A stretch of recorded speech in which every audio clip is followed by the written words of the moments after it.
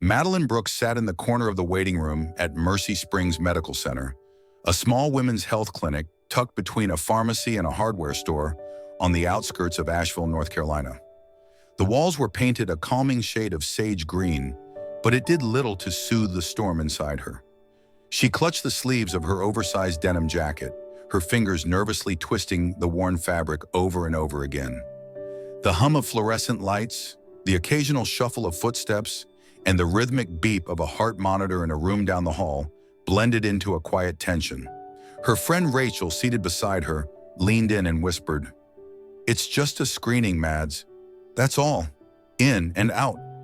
Madeline didn't respond. She hadn't told Rachel the real reason for today's visit. It wasn't routine. It wasn't curiosity. It was fear. A week ago, while showering, she had felt it.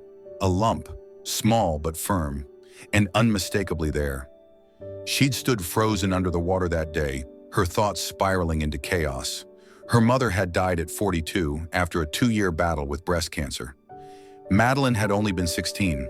The memory of that time still lived in her bones.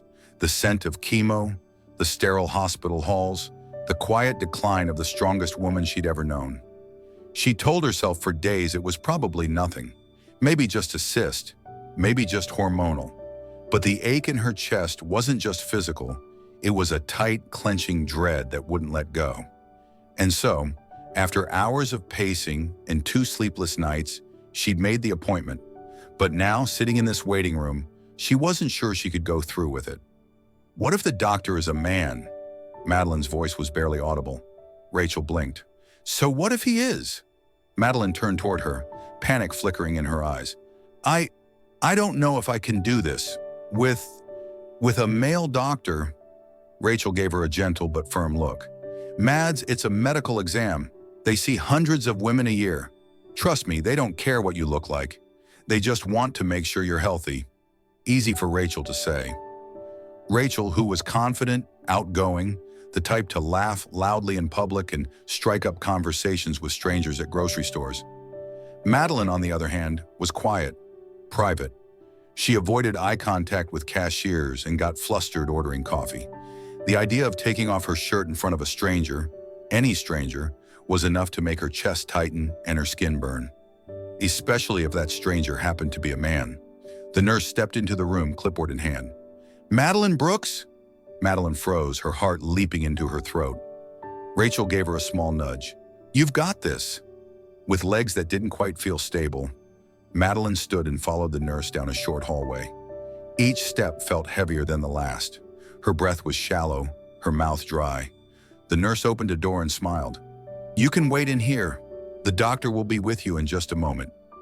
Madeline stepped inside. The exam room was simple. Clinical white walls, a metal sink, a laminated anatomy chart of the female breast, and a faint scent of disinfectant lingering in the air. She wrapped her arms around herself and sat on the edge of the cushioned table, her knees together, jacket still tightly around her. She wanted to leave. She wanted to bolt for the parking lot, climb into her old Ford Escape, and drive straight home. Instead, she sat frozen, her thoughts loud and chaotic. Why didn't I ask for a female doctor? Why didn't I just cancel? What if it's serious? What if it's already too late? Then came the sound of the doorknob turning. Madeline's breath caught in her throat. She stood on the edge of something she hadn't expected. A moment that would change not just her health journey, but her heart, her fears, and the walls she'd spent years building around herself. And it was only just beginning. The door opened with a soft click, and Madeline Brooks instinctively straightened her posture on the exam table. She had expected someone older, maybe in their 50s, with graying hair, a stiff white coat, and the kind of clinical detachment that made awkward situations easier to endure. But instead in walked a man who looked to be in his early 30s. He was tall, lean, and carried himself with quiet confidence. His hair was a warm chestnut brown, neatly trimmed, and his white coat hung perfectly over a fitted navy blue button-down shirt. His name badge read, Dr. Lucas Hayes, MD. Women's Health. Madeline's breath caught in her throat. This was worse. Way worse. Good morning, Miss Brooks, he said, offering her a warm, professional smile. His voice was deep but gentle, like soft velvet. I'm Dr. Hayes. I'll be conducting your exam today. She nodded stiffly, her voice refusing to cooperate. Lucas's eyes flickered briefly to the file in his hand. He had already noticed the tension in her shoulders, the way her arms were crossed protectively in front of her chest, and the rigid way she sat on the edge of the table, like she was bracing for impact. I know this can be a little uncomfortable, he said, his tone calm and reassuring. You're not alone in feeling that way. I'll walk you through everything before we begin, and if at any point you'd like to stop or have a nurse present, just let me know. My job is to make this as comfortable as possible. Madeline's gaze dropped to the floor. It's not you, she mumbled. It's just hard. Lucas pulled up a stool and sat a few feet from her, leaving a respectful distance. It's okay to feel nervous. These kinds of appointments come with a lot of emotion, especially if it's your first time or if there's something on your mind. Her hands clenched the sides of her jacket. I found a lump, she whispered, her voice cracking. Lucas paused, his expression shifting. Gentle professionalism melting into something more attentive, more personal. Thank you for telling me. That was incredibly brave. Tears stung Madeline's eyes at his tone. He hadn't brushed it off or minimized it. He hadn't looked alarmed either. Just calm, present, kind. I lost my mom, she added quietly, to breast cancer. She was only 42. Lucas nodded slowly, understanding settling into his features. I'm sorry. That kind of loss never fully leaves us, does it? Madeline shook her head. Well, Lucas continued softly, I want you to know that you're in good hands here. We're going to take this step by step. I'll start by asking a few questions about your medical history and symptoms, and then we'll do a physical exam. We'll follow with an ultrasound if needed. No decisions today, just information. Madeline finally looked up. His eyes were a warm hazel, steady and patient. For the first time that morning, she felt something besides dread. It wasn't exactly comfort, but it wasn't fear either. Something in between. She answered his questions, still tentative, but he never rushed her. He listened carefully, occasionally typing notes into the computer with swift, practiced ease. When it came time for the exam, Lucas stood and gestured gently. If you're ready, I'll step out while you change into the gown. There's a hook for your things and a blanket if you'd like extra coverage. Take your time. Just press the call button when you're ready. Madeline nodded. The moment the door closed behind him, she let out a long, shaky breath. She changed slowly, folding her clothes neatly and placing them on the chair.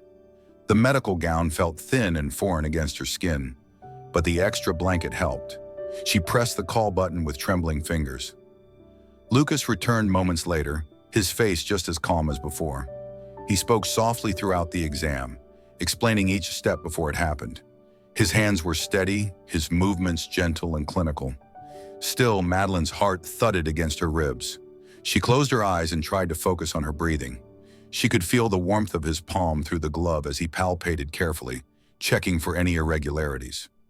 She kept waiting for the shame to surge up inside her, the overwhelming urge to flee, but it never quite came. Not with him.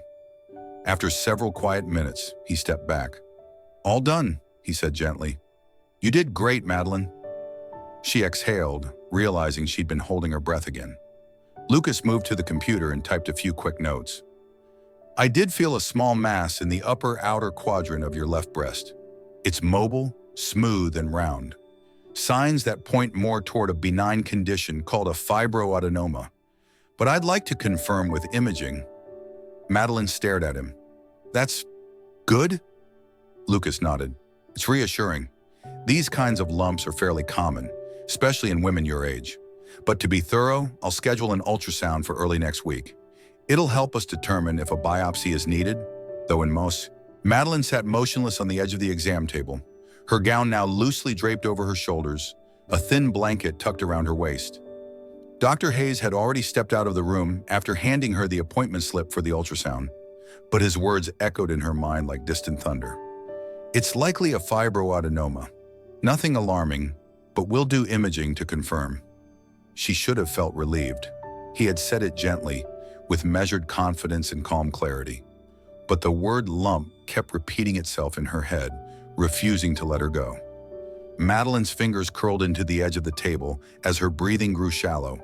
The room, though warm, suddenly felt cold and sterile, like every hospital room she'd spent long hours in as a teenager. Her vision blurred. The walls had been this same off-white color, the smell of antiseptic, the sound of shoes squeaking on tile, the way doctors talked in quiet voices just outside the curtain, thinking she couldn't hear. It all came back in pieces. Her mother's voice soft and breathy near the end. Her father's broken words. The treatment didn't work, Mads. She fought hard, but she's tired now. She remembered standing in the doorway of the hospital room, staring at her mom's pale face. So still, so unlike the woman who used to sing while folding laundry and bake banana bread every Sunday. The hair loss, the weight loss, the constant nausea, and the waiting. God, the waiting. Waiting for results, waiting for news, waiting for the inevitable. And now here she was, sitting on a similar table, in a similar gown, hearing similar words. The edges of her vision grew fuzzy as a wave of nausea crept up her throat. She hadn't realized she was crying until a soft knock came at the door. "Miss Brooks?" came Dr. Hayes' voice, gentle but concerned. "Are you okay?" She wiped at her face hastily, her voice caught in her throat. Yeah, she lied. The door opened halfway and Lucas stepped inside cautiously. When he saw her posture, rigid, head bowed, hands trembling, his face softened with immediate understanding. "Hey," he said, stepping closer but keeping a respectful distance. "You're having a reaction. That's normal. Can you take a deep breath for me?" Madeline tried. She really did. But the air wouldn't come. Her chest tightened like a vice. My mom," she finally gasped. She had breast cancer. She didn't make it. And she couldn't finish. The rest crumbled in her throat. Lucas's expression changed, not into pity, but something deeper. Recognition, compassion. He set down the tablet in his hands and sat down in the chair across from her. "Thank you for telling me," he said softly. "That's a heavy thing to carry, and walking into this room today took real courage." Madeline sniffled and stared at her hands, which were clutched tightly in her lap. "What if it's the same? What if I go through all of it, and it doesn't matter?" Lucas paused, then leaned slightly forward, his voice calm but firm. "I can't promise you nothing will ever go wrong. No one can. But what I can tell you is this. Your case is already different. The signs we're seeing, mobility, smooth edges, lack of pain, these are not characteristics of something malignant." She met his gaze briefly, her eyes full of doubt. "I know that's not enough to take away all the fear," he continued, "but that's why we test. Not to scare you, but to rule things out early. To give you peace of mind, not panic." Madeline swallowed hard. The way he spoke, not as a doctor reading off a chart, but as a person who saw her, meant more than she could say. Still, the fear clung to her like a second skin. "My mom was brave," she whispered. "She smiled even when she was in pain. She never let us see her cry." Lucas nodded slowly. "And now here you are, doing the brave thing too. Just in a different way. You showed up. You faced it. That matters." Madeline looked down again, ashamed. "I don't feel brave." "That's what makes it real," he said. "Bravery isn't the absence of fear, Madeline. It's doing something important despite it." For a long moment, the room was still. Then Lucas stood and retrieved a small notepad from his coat pocket. He wrote something down, tore off the sheet and handed it to her. "It's the name and number of a counselor I recommend for patients dealing with medical anxiety or trauma. She's kind, affordable, and understands grief. I'm not pushing you, but if it helps, I want you to have the option." Madeline took it with trembling fingers. "I don't want you to feel like you're alone in this," he added gently. "You're not. I'll be with you through every step of this process, and if at any point it feels like too much, we slow down. Okay?" She nodded slowly, a tear rolling silently down her cheek. This time she didn't wipe it away. "Okay," she whispered, and for the first time since stepping into the clinic, she meant it. 4 days had passed since the appointment, but for Madeline Brooks it still lingered. Not just the fear, but the way Dr. Lucas Hayes had looked at her, listened to her, and spoken like she was more than a name on a chart. He had seen the weight she carried and hadn't looked away. Still, she did her best to tuck it all away. She buried herself in routine, early mornings at Blue Ridge Books, the cozy independent bookstore she worked at on Main Street, followed by long evenings, shelving novels and brewing coffee for regulars. It was quiet work, familiar, safe. She liked safe.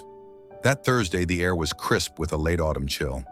The scent of cinnamon and roasted espresso floated through the store, mingling with the low hum of jazz playing from the ceiling speakers. Madeline pulled her cardigan tighter around her and stepped behind the register, preparing for the quiet morning ahead. The bell over the front door jingled.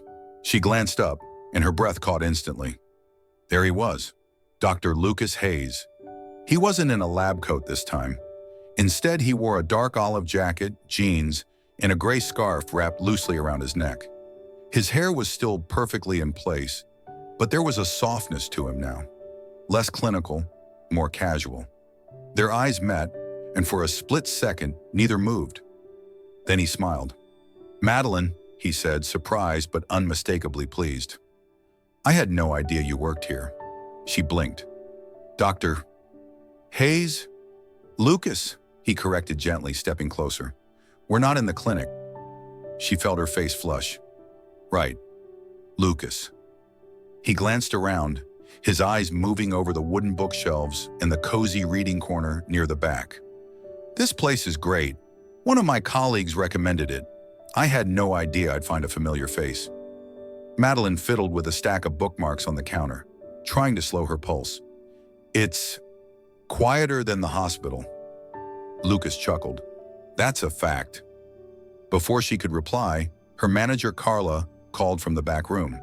"Mads, you don't clock in for another 15 minutes. Want a break?" Madeline stared down at the counter, mortified. Of course, Carla had to announce that in front of him.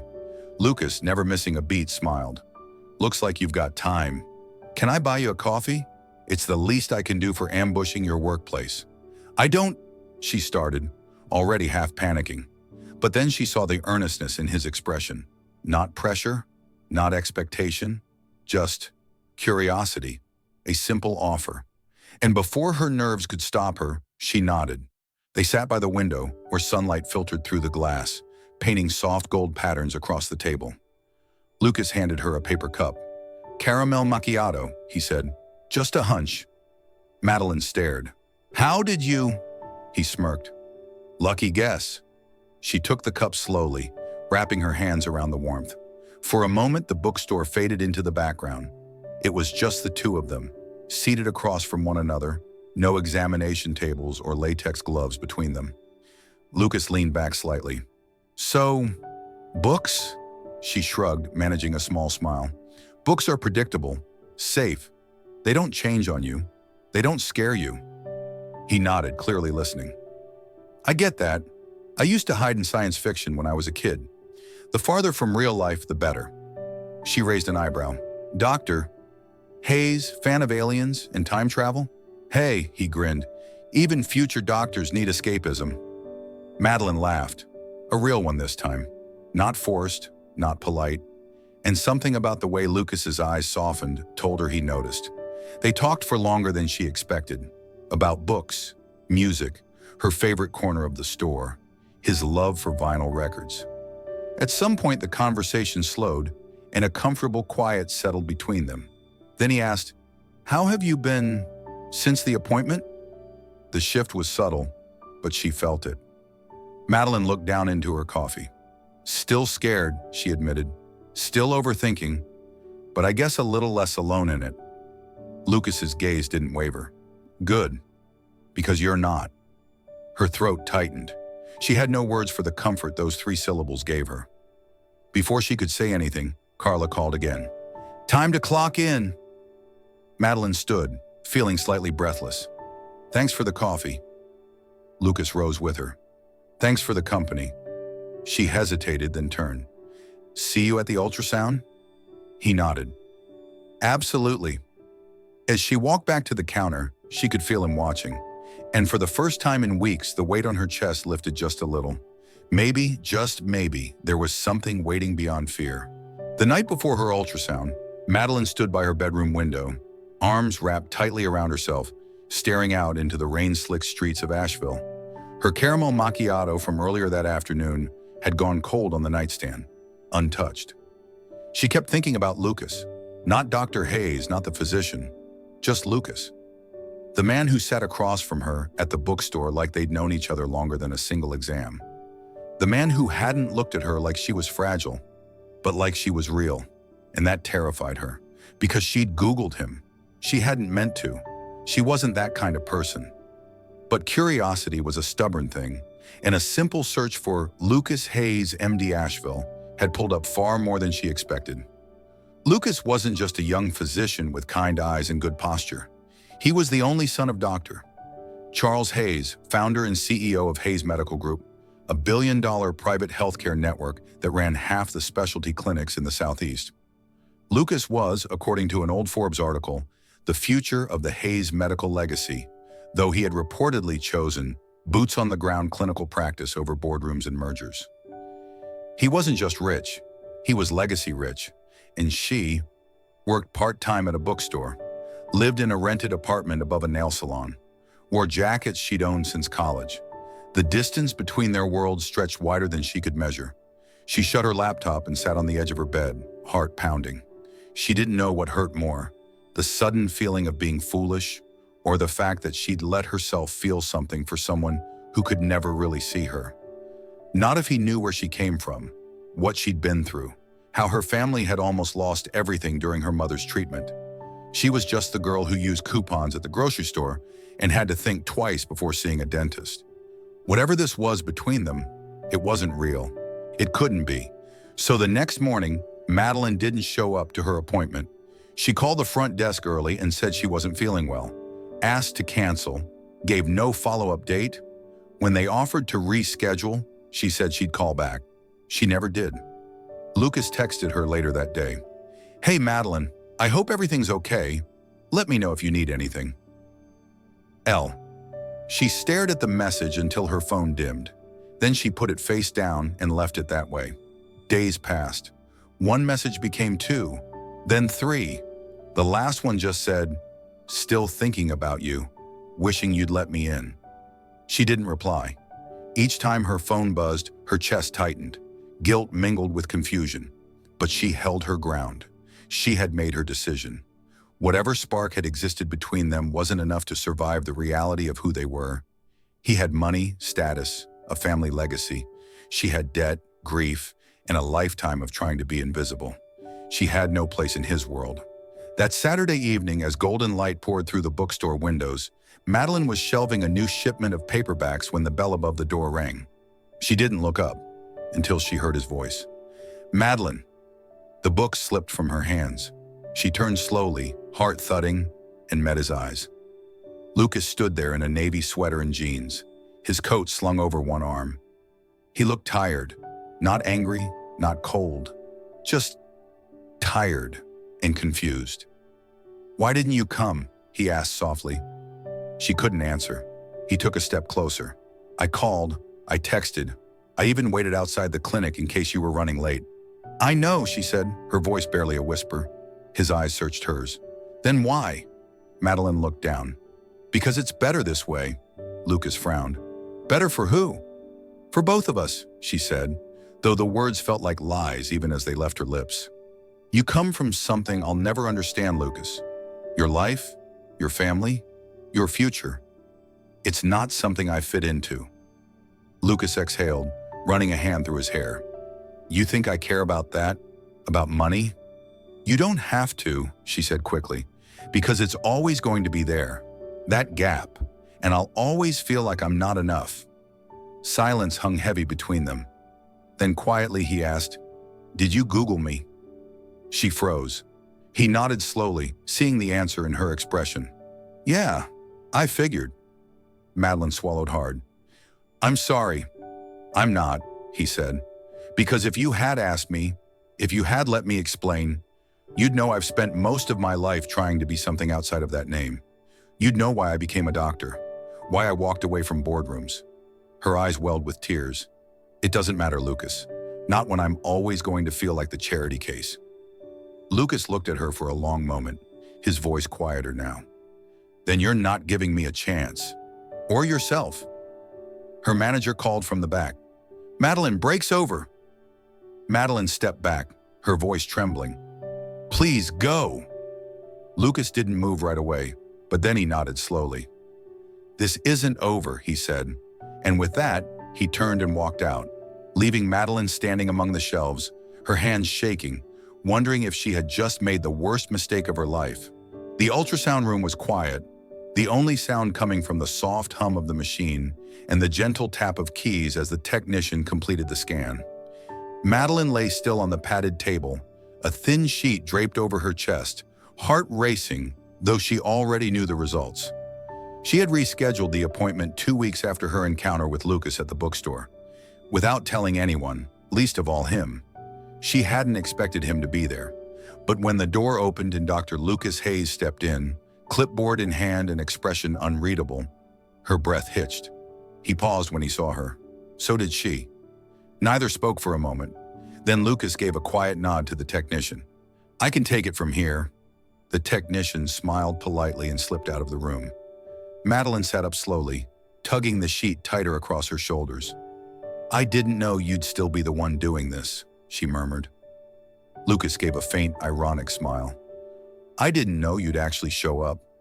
Her throat tightened. I had to, eventually. He nodded, stepping closer, but keeping a respectful distance. And I'm glad you did. There was something different in his tone now. Not anger, not even disappointment, just something steady. Resigned, maybe, or protective. Madeline twisted the edge of the paper sheet between her fingers. I saw the report. It's benign, Lucas confirmed with a nod. A classic fibroadenoma. No signs of malignancy. We'll monitor it, but no need for biopsy or surgery unless it grows or causes discomfort.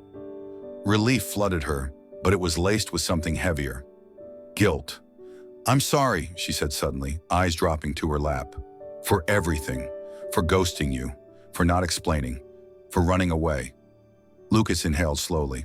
I wasn't angry, Mads. Just hurt. I thought we'd started something real. Then you vanished. Madeline looked up, and for the first time in weeks, she let herself be honest. I was scared, she admitted. Not just about the lump. About you. About what I started feeling. You made me feel seen in a way I hadn't in years. And that terrified me. Lucas stepped closer, softer now. Why does being seen scare you? Because people who see you can leave, she whispered. And I've already lost the most important person in my life. Lucas's eyes softened. I'm not here to replace what you lost, but I'm also not going to vanish just because you push. She blinked, tears forming fast. You really want to deal with someone like me? Someone who panics and runs at the first sign of something real? He smiled gently. Madeline, I'm a doctor. I deal with fear for a living, but what scares people the most usually points to exactly what they need. She let out a shaky laugh. That sounds like something from a self-help book. Maybe, he chuckled, but I mean it. Then he held out a hand, not to shake, not as a gesture of formality, but as an invitation. I'm still here, if you're willing to try. Madeline looked at his hand, then into his eyes, and what she saw wasn't pity or charity or obligation. It was care, real, patient, quiet care. She reached out and took it. 1 year later, Madeline walked down the hallway of Hayes Women's Health Center, not as a patient, but as a staff member. Lucas had encouraged her to apply for a front desk position when she mentioned wanting a fresh start.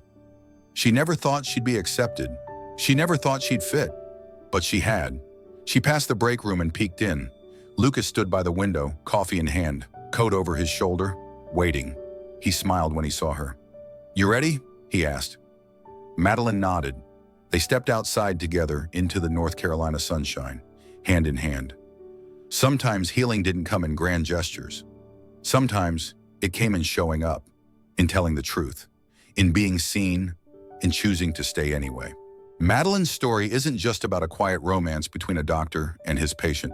It's about fear, loss, courage, and the slow, painful process of letting someone in after you've learned to survive by staying hidden.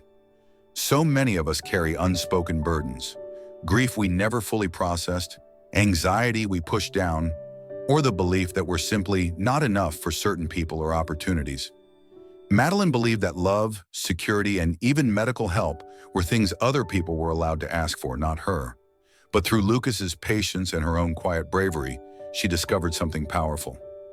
Being vulnerable is not weakness. It's the starting point of healing.